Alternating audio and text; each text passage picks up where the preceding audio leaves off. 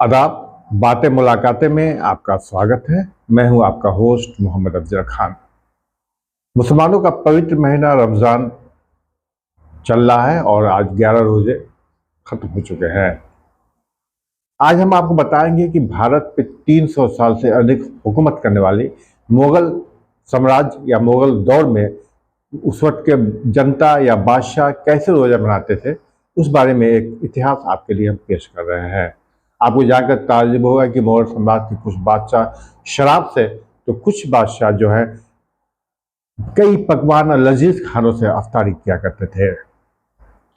हम सभी जानते थे 1526 में बाबर भारत आए और पानीपत की पहली लड़ाई में इब्राहिम लोदी को हराकर यहाँ पे उन्होंने मुगल साम्राज्य की स्थापना की।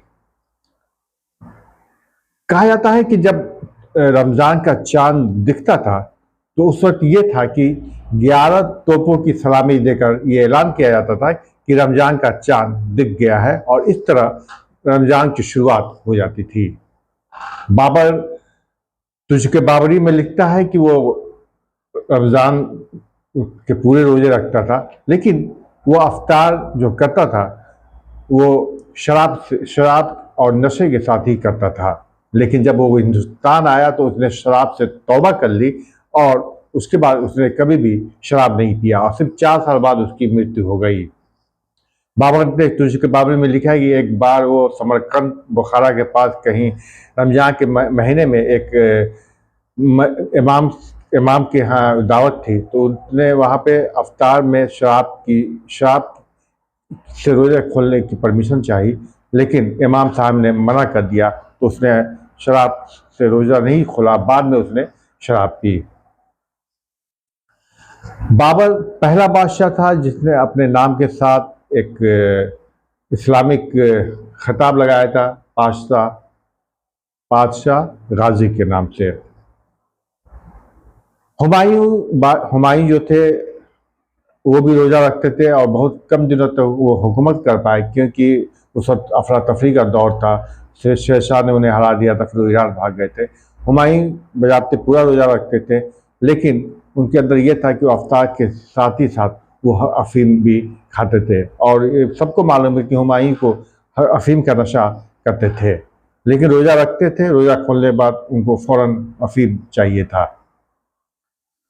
अकबर के शासनकाल में अगर आप देखें तो अकबर की जो रिलीजियस पॉलिसी है वो 2 तरह की है। पहले 25 साल तक अकबर कट्टर मुसलमान था, ऐसा कहा जाता है।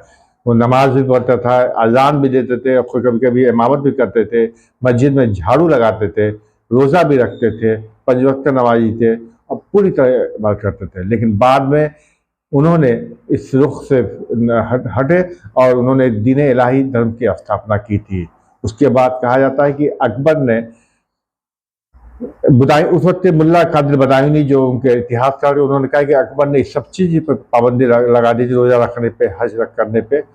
मगर the religious policy of Mughal एसा शर्मा की किताब, उसमें लिखा है कि पाबंदी ऐसी नहीं लगी थी, लेकिन अकबर ने खुद इसको करना छोड़ दिया था। अब मालूम है कि 1582 में उनकी बहन जो है हज करके आई थी, तो अकबर ने खुद उनको लेने गए थे और अकबर खुद मन्नत मांगने जाते थे। तो ऐसी बहुत सी बातें हैं, लेकिन अकबर की एक जो लाइफ है 25 साल शुरू का, वो कट्टर मुसलमान था। उसके बाद उन्होंने पॉलिसी चेंज करके लगभग ये सभी चीज़ें छोड़ दी थी। तुझके जहांगीरी से पता चलता है कि जहांगीर ने रोज़ा कभी नहीं रखा। रोज़ा जब वो गद्दी पे बैठे तो 13वें साल में पहली बार उन्होंने रोज़ा रखा था। इफ्तार भी किया। उसके बाद उन्होंने खैरात दान बहुत करते थे। कहा जाता है कि एक बार उन्होंने 55,000 रुपये, 1,90,000 बीघा ज़मीन, 14 गांव और 11,000 चावल बोरी जो है गरीबों को उन्होंने तकसीम की थी जब वो रोज़ा रखे थे। शाहजहां के दौर में शाहजहां जो था मुसलमानों के सभी त्यौहार बड़ी शान और शौकत से मनाता था। स्पेशली नवरोज़ जो था बहुत ही मशहूर उस वक्त त्यौहार मुगल एम्पायर में मनाए जाते थे और शाहजहां रोज़ा सभी रखते थे, लेकिन उनके जो दस्तरखान होते थे वो बहुत बड़े होते थे।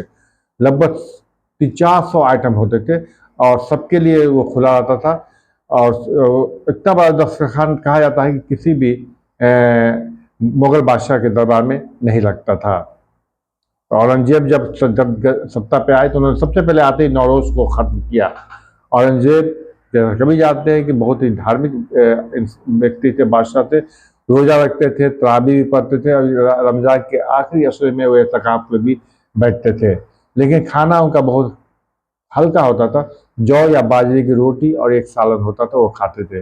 अफ्तार खोलते थे, उसके बाद तरावी पढ़ते थे, फिर खाना खाते थे। उनके यहाँ इस तरह कोई दिखावा नहीं था कि 300 तरह का अफ्तार में आइटम बन रहा है, ऐसा कुछ नहीं था। तो ये रहा इतिहास। उसके बाद शाहजहाँ के बाद मुगल हुकूमत कमज़ोर हो गया।